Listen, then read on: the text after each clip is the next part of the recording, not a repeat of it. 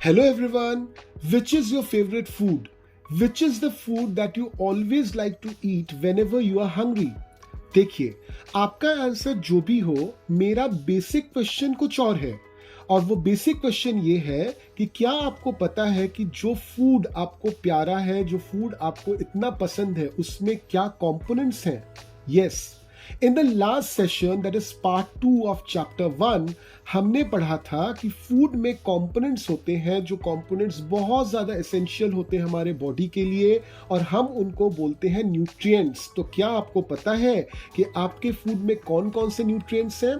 तो चलिए, आज के सेशन में हम बहुत सारी चीजें सीखेंगे, जिनमें से बहुत ज्यादा इंपॉर्टेंट कुछ चीजें हैं, जैसे फूड में कौन से न्यूट्रिएंट्स हैं, इसका पता कैसे लगाएं, और साथ में ये फूड जो है, ये न्यूट्रिएंट्स जो है हमारा कैसे भला करते हैं, और अगर हमको न्यूट्रिएंट्स प्रॉपर अमाउंट में नहीं मिले तो फिर क्या हो सकता है हमारे बॉडी का। तो आज का टॉपिक है basically nutrients. So as we have already learn, there are 5 main nutrients which is there in the food. इनमें से पहला न्यूट्रिएंट है कार्बोहाइड्रेट। तो चलिए कार्बोहाइड्रेट के बारे में जानते हैं कुछ डिटेल्स। तो कार्बोहाइड्रेट्स है क्या? Carbohydrates are essential nutrients which includes starch and sugar. Carbohydrate में आपको कार्बन, ऑक्सीजन और हाइड्रोजन जैसे एलिमेंट्स मिल जाएंगे, जो हमारे शरीर में जाने के बाद ह्यूज अमाउंट ऑफ एनर्जी पैदा करते हैं। और इसलिए कार्बोहाइड्रेट्स जिन फूड में रहता है, यानी कि कार्बोहाइड्रेट रिच जो फूड होते हैं, उनको हम बोलते हैं एनर्जी गिविंग फूड। क्या आपको आउटडोर गेम खेलना पसंद है, या फिर हॉकी, क्रिकेट, फुटबॉल जैसे गेम खेलना पसंद है? क्या आप एक एथलीट हो? अगर आप बहुत ज़्यादा खेलकूद करोगे या बहुत ज़्यादा फिजिकल वर्क करोगे, एक्सरसाइज करोगे, तो देखिएगा कि आपको बहुत पसीना आएगा और आपको लगेगा कि आपने अपनी एनर्जी लूज कर दी है, आपको टायर्डनेस महसूस होगी। ठीक उसी तरह से अगर आप धूप में बहुत ज़्यादा टाइम बिताते हो, स्पेशली समर्स में, तो आपको बहुत आसानी से टायर्डनेस आ जाती है। क्या है इसकी वजह? देखिए, जब आप कोई ऐसा काम करते हो जहां पे आपको बहुत ज्यादा पसीना निकलता है, तो उस समय आपके ब्लड में ग्लूकोज नाम की एक कंपाउंड होती है, उसका लेवल फॉल कर जाता है।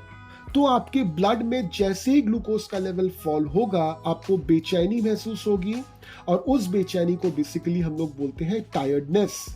अब इस ग्लूकोज को हमको बढ़ाना पड़ेगा, इसलिए आप देखोगे कि प्लेयर्स को इमीडिएटली, या फिर जब आप धूप में चल के घर पे पहुंचते हो, तो मम्मी आपको इमीडिएटली ग्लूकोज का सोल्यूशन देती है। जैसे ही आप ग्लूकोज का सोल्यूशन पीते हो, ये ग्लूकोज जो एक कार्बोहाइड्रेट है, वो इमीडिएटली आपके शरीर के अंदर जाएगा, बर्न होगा, और इमीडिएटली आपको एनर्जी देगा। तो इस एग्जाम्पल से आपको बिल्कुल क्लियर हो गया होगा कि कार्बोहाइड्रेट्स को क्यों हम एनर्जी गिविंग फूड कहते हैं। अब कार्बोहाइड्रेट्स जो है वो जनरली स्वीट होते हैं, अगर आप उसको चखोगे तो जनरली स्वीट होते हैं। There are 2 types of carbohydrates, एक जिनको हम बोलते हैं सिंपल कार्बोहाइड्रेट, और दूसरा जिनको हम बोलते हैं कॉम्प्लेक्स कार्बोहाइड्रेट। सिंपल कार्बोहाइड्रेट जैसे ही हमारे शरीर में जाता है, ये आसानी से ब्रेक डाउन हो जाता है और हमको इंस्टेंट एनर्जी देता है, like glucose. While complex carbohydrate ये जनरली स्टार्च एंड फाइबर से बनते हैं, इनका डाइजेशन थोड़ा सा स्लो होता है in comparison to simple carbohydrate. Like fruit juice, जो शुगर कंटेंट होता है, वो शुगर कंटेंट 2 तरह से काम करता है। एक, वो आपके बॉडी के शुगर कंटेंट को बढ़ाएगा, यानी कि आपको एनर्जी देगा, और दूसरा है जो एक्सेस अमाउंट ऑफ शुगर है ना, वो आपके शरीर में एक्यूमुलेट, मतलब जम जाएगा। इसलिए जो लोग जनरली ओल्ड होते हैं या इल होते हैं, उनको हम बहुत ज़्यादा कॉम्प्लेक्स कार्बोहाइड्रेट कंज्यूम करने से रोकते हैं, क्योंकि जो लोग ओल्ड होंगे, यानी कि जिनकी एज हो चुकी है, या फिर जो लोग बीमार हैं, इल हैं, उन लोगों की फिजिकल एक्टिविटी तो ज़्यादा होगी नहीं। तो उन लोगों में क्या होता है, अगर कॉम्प्लेक्स कार्बोहाइड्रेट ज़्यादा वो लोग कंज्यूम करते हैं, तो एक्स्ट्रा जो कार्बोहाइड्रेट बच गया वो उनके शरीर में जम जाएगा, which will be negative for them. Simple carbohydrate आपको बहुत तरह के प्लांट सोर्सेस से मिल जाएगा, जैसे एप्पल्स, ऑरेंजेस, बनाना। बहुत सारे एनिमल सोर्सेस से मिल जाएगा, जैसे मिल्क। कॉम्प्लेक्स कार्बोहाइड्रेट आपको जनरली प्लांट सोर्सेस से मिलता है, like beans, peas, whole grains etcetera. Complex carbohydrates को हम लोग गुड कार्बोहाइड्रेट भी बोलते हैं। क्यों? क्योंकि इसमें स्टार्च और फाइबर होता है। ये लोग आपके शरीर को नुकसान कम करते हैं क्योंकि ये धीरे धीरे पचते हैं। अब आप स्क्रीन पे देख लीजिए, बहुत सारी पिक्चर्स आ गई हैं उन चीजों की जिनसे आपको कार्बोहाइड्रेट आसानी से मिल जाता है। अब चले आते हैं अगले न्यूट्रिएंट पे, और वो है फैट। फैट भी हमारे शरीर में जब जाता है, it produces huge amount of energy just like carbohydrates, and hence fats are also known as energy giving food. Fats can be found in animal sources like meat and in plant sources like peanuts, soyabean, coconut, corn, etc. अब देखिए, fat का अपना ही एक बहुत बड़ा importance होता है। Fat जो होता है ना, इसका जो डिपॉजिट होता है आपके शरीर में, आपके बहुत सारे ऐसे ऑर्गन्स हैं जिसके ऊपर इसका डिपॉजिट होता है, और इन ऑर्गन्स को ये शॉक से, यानी कि अचानक धक्के से बचाता है। तो शॉक एब्जॉर्बर की तरह काम करता है आपके शरीर में fat. So it is very important for your body. उसके साथ साथ फैट एक बहुत इंपॉर्टेंट कॉन्स्टिट्यूएंट है आपके ब्रेन का। तो अगर आप फैट कम कंज्यूम करते हो तो ब्रेन की डेवलपमेंट में भी प्रॉब्लम हो सकती है। अगर आप फैट को छुओगे तो जनरली फैट का जो टच होता है ना, वो ऑयली होता है, चिपचिपा होता है। Now the third nutrient is protein, and it is extremely important for your body. आपका पूरा जो शरीर है ना, वो सेल से बना हुआ है। Cells are microscopic building blocks, यानी कि माइक्रोस्कोप के नीचे ही देख पाओगे एक ऐसी पीसेस होती हैं जो आपके बॉडी का बिल्डिंग ब्लॉक होती है। यानी कि आपके शरीर में जैसे एक मकान जो बनता है वो ईंटे से बनता है, ठीक उसी तरह से आपका शरीर जो है वो सेल से बना हुआ है। तो आपके सेल जो आपके शरीर का है वो बिल्डिंग ब्लॉक है आपके शरीर का। तो सेल्स जो होते हैं, इनको बनना होता है, इनको रिपेयर होना होता है। तो इनके बिल्डिंग के लिए, इनके रिपेयरिंग के लिए प्रोटीन की जरूरत पड़ती है। इसके साथ साथ हमको हमारे शरीर में हार्मोन्स बनाना है। हार्मोन्स वो केमिकल है जो हमारे बॉडी को हेल्दी रखते हैं। तो इन हार्मोन्स का प्रोडक्शन के लिए भी हमको प्रोटीन चाहिए। साथ में हमको कुछ ऐसे केमिकल्स चाहिए जो हमारे शरीर के तरह तरह के जो रिएक्शंस होते हैं हमारे शरीर में, उन रिएक्शंस को फैसिलिटेट करें, उन रिएक्शंस को हेल्प करें। So for example digestion of food. तो ये जो केमिकल्स हैं, इनको हम लोग बोलते हैं एंजाइम्स। तो एंजाइम्स बनने के लिए भी प्रोटीन का बहुत ज्यादा कंट्रीब्यूशन है। प्रोटीन्स हमारे शरीर में एंटीबॉडीज बनाती हैं जो डिजीजेस से फाइट करने की क्षमता हमारे बॉडी को देती है। तो चूंकि ये सभी काम प्रोटीन हमारे बॉडी में करती है, इसलिए प्रोटीन को हम लोग बोलते हैं बॉडी बिल्डिंग फूड।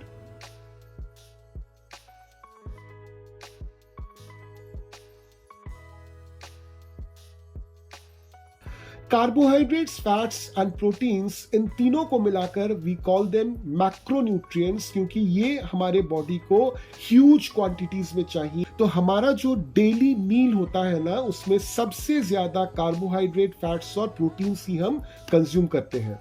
अब बाकी रह गए दो और न्यूट्रिएंट्स, विटामिन एंड मिनरल्स। ये विटामिन और मिनरल्स जो है हमारे बॉडी को बहुत ही कम क्वांटिटी में चाहिए, और इसलिए इनको बोलते हैं हम लोग माइक्रोन्यूट्रिएंट्स। विटामिन्स क्या है? These are chemicals which have carbon in them. अब कार्बन जिस भी केमिकल में रहता है उनको हम लोग बोलते हैं ऑर्गेनिक केमिकल्स। तो विटामिन्स जो है वो ऑर्गेनिक केमिकल्स होते हैं। विटामिन्स हमारे बॉडी को रेजिस्टेंस, यानी बॉडी को फाइटिंग कैपेसिटी देता है अगेंस्ट वेरियस डिजीजेस। आज तक हमने जितने भी विटामिन्स खोज निकाले हैं, उनमें से 13 विटामिन्स को हम एसेंशियल विटामिन्स बोलते हैं, और उनका नाम क्या है? Vitamin A, vitamin C, vitamin D, vitamin E, vitamin K and vitamin B complex, जिसके अंडर बाकी 8 टाइप्स ऑफ विटामिन बी आते हैं। हमारे बॉडी में जो विटामिन का डिमांड है, उसके लिए हम प्लांट्स के सोर्सेस से भी विटामिन ले सकते हैं, एनिमल के सोर्सेस से भी विटामिन ले सकते हैं। तो आपके स्क्रीन पे देखिए इमेजेस आ रही है जहां पे आपको plant sources as well as animal sources of vitamin दिख जा रहा है। विटामिन डी जो है, ये हमारा बॉडी खुद ब खुद प्रोड्यूस करता है जब हम अपने बॉडी को सनलाइट में एक्सपोज करते हैं। आपने ज़रूर देखा होगा कि बच्चे एकदम जो छोटे बच्चे होते हैं उनको तेल लगा के उनकी तेल से मालिश करके उनको धूप में रख दिया जाता है। क्यों रखा जाता है? जस्ट इसी वजह से कि जब बच्चे को धूप में हम रखें तो उसका जो स्किन है वो सनलाइट के कांटेक्ट में आएगा और उसका स्किन जो है विटामिन डी प्रोड्यूस करेगा, क्योंकि विटामिन डी बोन हेल्थ के लिए बहुत ज्यादा जरूरी है। अब विटामिन दो तरह के होते हैं, कुछ होते हैं फैट सोल्यूबल विटामिन जो फैट में घुल जाते हैं और कुछ होते हैं वाटर सोल्यूबल विटामिन जो वाटर में घुल जाते हैं। Vitamin A, vitamin D, vitamin E and vitamin के, ये चारों के चारों फैट सोल्यूबल विटामिन हैं। अब कुछ देर पहले हमने पढ़ा था कि फैट का डिपॉजिट हो जाता है हमारे शरीर के अंदर, यानी कि ये जो चार विटामिन हैं जो फैट सोल्यूबल हैं, ये भी हमारे शरीर के अंदर आसानी से स्टोर हो जाते हैं। जबकि वाटर सोल्यूबल विटामिन है विटामिन बी की पूरी फैमिली एंड विटामिन सी। तो चूंकि ये वाटर सोल्यूबल है, ये हमारे बॉडी में स्टोर नहीं हो पाता। फ्रेश फ्रूट्स में बहुत ज्यादा विटामिन सी होता है, इसलिए आप देखोगे कि आपको कहा जाता है कि जब भी आप फल को खाओ, फ्रेश फ्रूट को जनरली फल को खाओ, तो काटने से पहले ही उसको धो लो, क्योंकि अगर आप नहीं धोगे काटने से पहले या फिर काटने के बाद अगर आप धोगे तो जब आप वाटर से वॉश करोगे ना उस फल को, तो विटामिन सी आपका वाटर सोल्यूबल है, वो वाटर में घुल के निकल जाएगा। अब चले आते हैं मिनरल्स पे। तो मिनरल्स क्या है? Minerals are chemicals that we generally get from rock और soil and they do not contain carbon. तो विटामिन्स में कार्बन होता है, मिनरल्स में कार्बन नहीं होता है। आज तक हमने टोटल 16 वेरी इंपॉर्टेंट मिनरल्स खोज निकाले हैं, जैसे आयरन हो गया, जिंक हो गया, फास्फोरस हो गया, एक्सेट्रा। मिनरल्स हमारे बॉडी के प्रॉपर ग्रोथ के लिए और हमारे हेल्थ को मेंटेन करने के लिए बहुत ज्यादा इंपॉर्टेंट है। इसलिए हम लोग विटामिन और मिनरल्स, क्योंकि विटामिन और मिनरल्स दोनों हमारे हेल्थ के लिए इंपॉर्टेंट है, तो इसलिए इन दोनों को मिलाकर हम लोग बोलते हैं प्रोटेक्टिव फूड। आपने जरूर देखा होगा कि अगर कोई इंसान बीमार पड़ जाता है तो जनरली उसको आयरन टैबलेट्स, कैल्शियम टैबलेट्स या विटामिन टैबलेट्स हम लोग देते हैं। तो ये iron tablets, calcium tablets, vitamin tablets क्यों दिया जाता है? ताकि उसके हेल्थ में सुधार आए। So that is the reason why these are called as, this vitamins and minerals are called as protective food.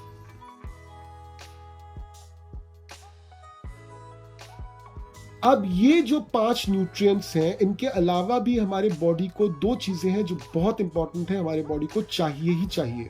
इनमें से पहला है रफेज। तो what is roughage? Roughage is basically a fibre और इसका कोई भी न्यूट्रिशनल वैल्यू नहीं होता, यानी कि इसको न्यूट्रिएंट हम कतई कंसिडर नहीं कर सकते। रफेज हमारे बावल मूवमेंट के लिए बहुत जरूरी है। हम जब खाना खाते हैं तो उस खाने को हमारा शरीर क्या करता है? उस खाने में से जो भी उसको चाहिए वो एब्जॉर्ब कर लेता है। कुछ पोर्शन ऑफ खाना बच जाता है जो अनडाइजेस्टेड फूड होता है, जिसको हमारे शरीर से निकल जाना होता है एज स्टूल। ये स्टूल जो है हमारे शरीर से प्रॉपर्ली निकल पाए, इसके लिए हमारा जो इंटेस्टाइन है वो प्रॉपर्ली लुब्रिकेटेड होना चाहिए, यानी कि इंटेस्टाइन से स्टूल प्रॉपर्ली निकल के बाहर आना चाहिए। इस मूवमेंट ऑफ स्टूल को जो इंटेस्टाइन में होता है, इसको हम लोग बोलते हैं बावल मूवमेंट। ताकि हमारे शरीर में बावल मूवमेंट प्रॉपर्ली रहे, ताकि वापस हमको भूख लगे और वापस हम खाना खा पाए और बॉडी को वापस न्यूट्रिएंट्स मिल पाए, इसलिए हमको रफेज चाहिए होता है। तो रफेज हमारे बावल मूवमेंट को स्मूथ करता है। अब रफेज हमको कहाँ मिल जाएगा? हमको जनरली प्लांट सोर्सेज में मिल जाएगा, जैसे whole grains, potato, fresh fruits etcetera. इसलिए आप देखोगे कि जो ओल्ड लोग होते हैं या फिर बीमार लोग होते हैं, उनको बहुत मात्रा में हम लोग रफेज देते हैं, क्योंकि हम चाहते हैं कि ऐसे लोगों के पेट में स्टूल जो है वो अटके नहीं, इनके शरीर से स्टूल प्रॉपर्ली बाहर निकल के चले आए, क्योंकि ये स्टूल जो है ये वेस्ट प्रोडक्ट है, ये बॉडी से निकल के चला आए, तो इसलिए हम लोग उनको बहुत ज्यादा रफेज देते हैं। सेकेंड चीज है वाटर। वाटर हमारे बॉडी के लिए एक्सट्रीमली इंपॉर्टेंट है, क्योंकि जितने भी केमिकल रिएक्शंस होते हैं हमारे शरीर में, उनके लिए वाटर चाहिए। हमारे शरीर के टेम्परेचर को प्रॉपर मेंटेन करने के लिए वाटर चाहिए, और एट द सेम टाइम हमारे शरीर से वेस्ट प्रोडक्ट को बाहर निकलने में भी स्वेट और यूरिन के जरिए हमको वाटर चाहिए। अगर वाटर आपको प्रॉपर क्वांटिटी में ना मिले तो क्या होगा, आपको एक डिजीज हो जाता है, एक सिम्टम आ जाता है आपका, जिसको हम लोग बोलते हैं डिहाइड्रेशन, और डिहाइड्रेशन से इंसान की मौत तक हो सकती है।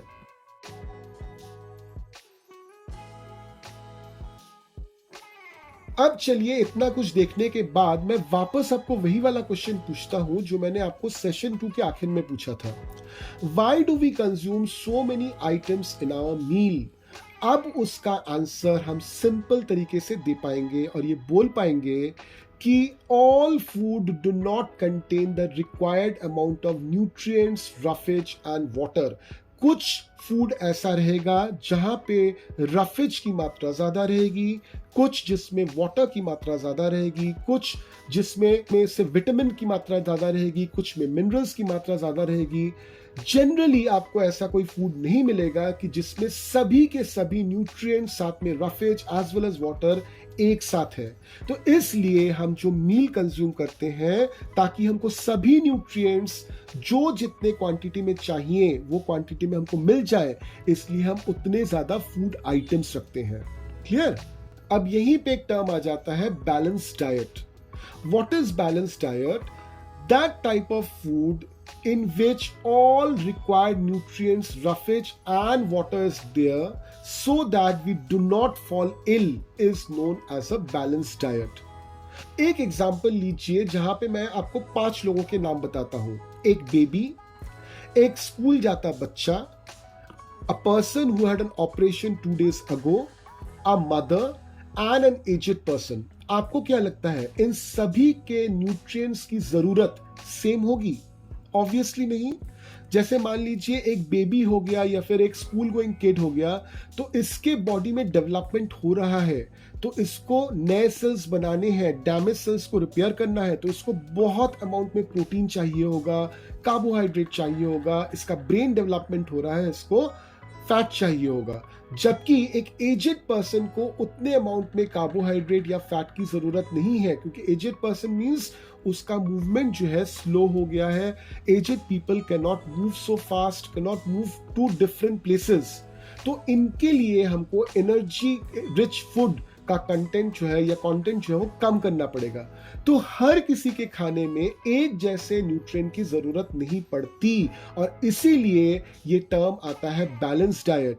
तो ऑब्वियसली आपका जो ये बैलेंस डाइट का कॉन्सेप्ट है ना, ये कुछ फैक्टर्स पे डिपेंड करता है। एक तो एज पे डिपेंड करेगा, एक है जेंडर पे डिपेंड करता है, एक है physical condition of the body, और दूसरा है आप किस तरह के फिजिकल एक्टिविटीज परफॉर्म करते हो। तो ये 4 मेन चीजें जो है आपके बैलेंस डाइट को इफेक्ट करती है। अब आपने एक टर्म सुना होगा कि बहुत लोग डाइटिंग करते हैं। तो डाइटिंग बेसिकली है क्या? ये है बेसिकली एक डॉक्टर होते हैं जिनको हम लोग बोलते हैं डाइट्रिशियन। तो वो एक डाइट चार्ट बना के देते हैं कि आपके उम्र या फिर आपके फिजिकल लेबर या फिर आपका जो फिजिकल स्ट्रक्चर है या जेंडर है, उसके बेसिस पे आपको किस तरह का खाना खाना चाहिए, कब खाना चाहिए, कितनी क्वांटिटी में खाना चाहिए। तो उस चार्ट को जब आप फॉलो करते हो और उस हिसाब से फूड इंटेक करते हो, तो उसको हम लोग बोलते हैं डाइटिंग। अब हमेशा आपको डाइटिंग करने की जरूरत नहीं है, ना ही आपको डाइटिशियन के पास जाकर ये फूड चार्ट बनाना है। आप बहुत ही आसानी से अपने घर पर बैठकर ही बैलेंस्ड फूड कंज्यूम कर सकते हो। और वो कैसे करोगे? सिर्फ आपको इतना याद रखना है कि हम जो खाना हर दिन खाते हैं उसमें whole grains, vegetables, dals, nuts, fresh seasonal fruits और प्रॉपर अमाउंट ऑफ स्वीट्स होना चाहिए।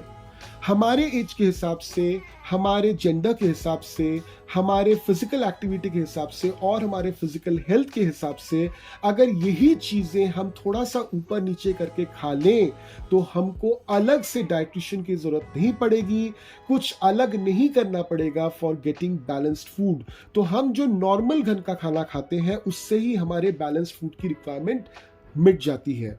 मगर आपको यह भी ध्यान रखना पड़ेगा कि प्रॉपर खाना खाने से ही आप हेल्दी नहीं रहने वाले हो।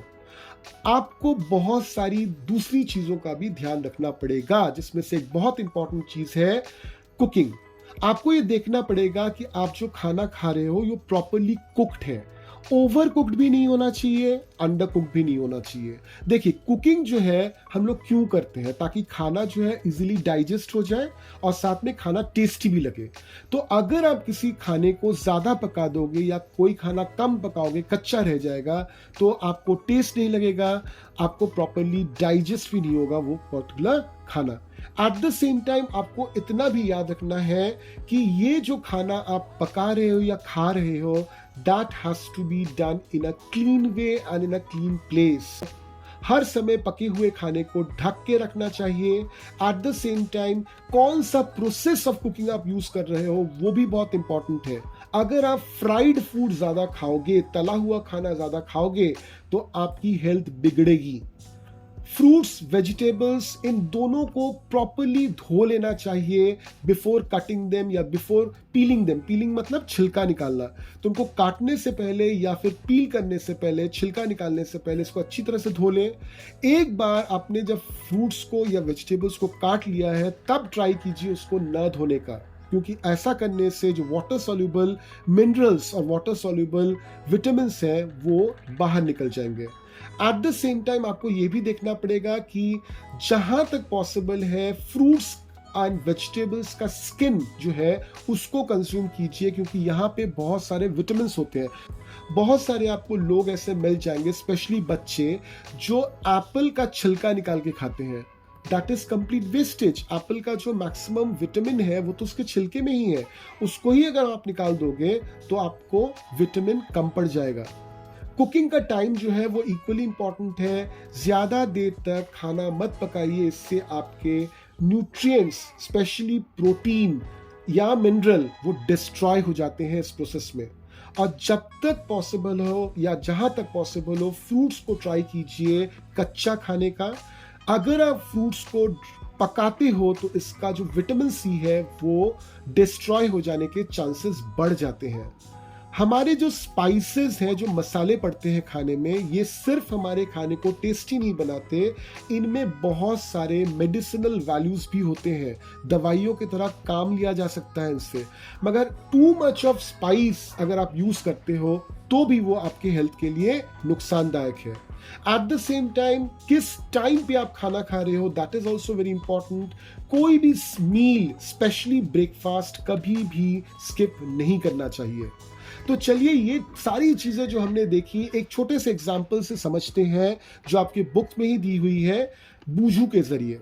तो बूझू ने पता लगाया कि फैट जो है उसमें ज्यादा एनर्जी होती है in compare to a carbohydrate of the same quantity. तो उसको क्या लगा कि अगर मुझे एनर्जी चाहिए तो मैं ज्यादा से ज्यादा फैट क्यों ना कंज्यूम करूं। तो वो ऐसा करने लगा और आखिरकार क्या हुआ, एक्सेस फैट जो है उसके शरीर में जमा होने लगा, वो ओवरवेट हो गया और फाइनली उसको ओबेसिटी हो गई। उससे बहुत सारे बीमारियों को न्योता दे दिया। तो हमेशा याद रखिए, आप क्या खा रहे हो that is extremely important. Scientific knowledge होना पड़ेगा आपको करेक्ट इंफॉर्मेशन आपके पास होना पड़ेगा कि कौन सा खाना आपके लिए जरूरी है और कौन सा नुकसानदायक। अब बहुत सारे लोग हैं इस दुनिया में जिनको उतना खाना तो मिल जाता है कि उनका पेट भर जाए, मगर इस खाने को हम प्रॉपर नहीं बोल सकते because they have less amount of nutrient.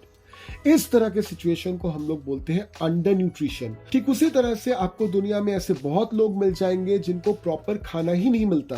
तो अगर जिनको प्रॉपरली खाना नहीं मिलता तो ऑब्वियसली उनको प्रॉपर न्यूट्रिएंट्स भी नहीं मिलेंगे। इस तरह के सिचुएशन को हम लोग बोलते हैं मैल न्यूट्रिशन।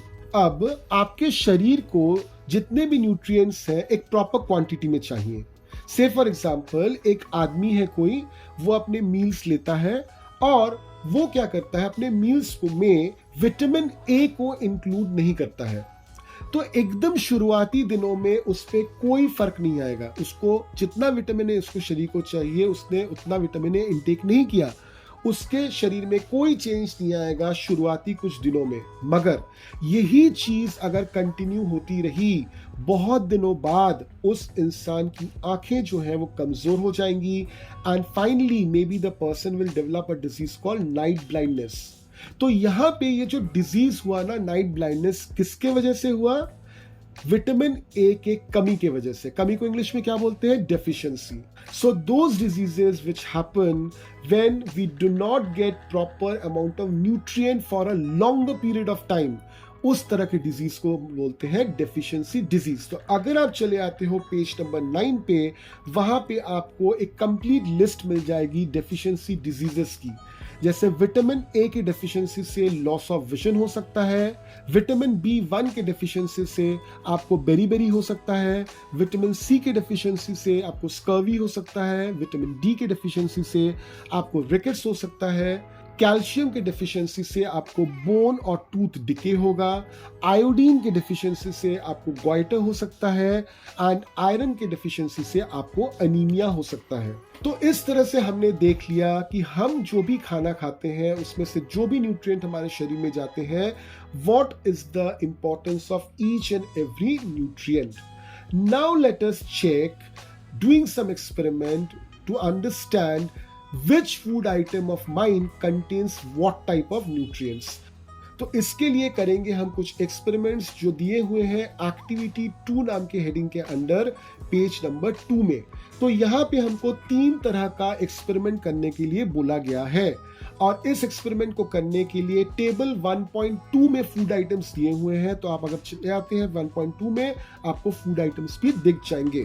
तो सबसे पहला है test for the presence of carbohydrate. तो हमको कैसे पता लगे कि किसी खाने में कार्बोहाइड्रेट है भी कि नहीं। तो आप क्या कर सकते हो, कोई भी एक फूड आइटम लो जो टेबल 1.2 में दिया गया है, उस फूड आइटम पर एक ड्रॉपर के जरिए 2 to 3 ड्रॉप्स आयोडीन सोल्यूशन डाल दो। अगर फूड आइटम का कलर चेंज होकर ब्लू ब्लैक बन जाता है, it confirms the presence of starch in that particular food item.